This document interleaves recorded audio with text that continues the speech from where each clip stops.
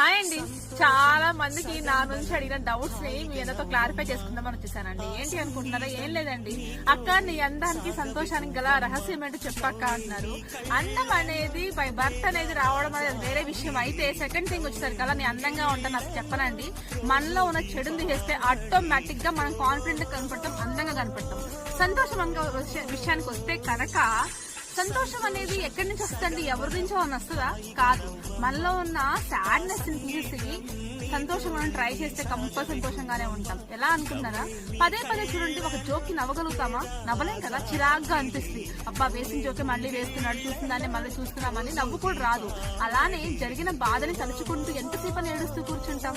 So అందం సంతోషం మన లైఫ్ లో మనతోనే, ఎప్పుడు మనతోనే ఉంటాయి. సో ఎప్పుడు కూడా హెల్దీగా ఉండండి, సంతోషంగా ఉండండి, హ్యాపీగా ఉండండి. నచ్చితే తప్పకుండా లైక్ చేయండి, షేర్ చేయండి, కామెంట్ చేయండి.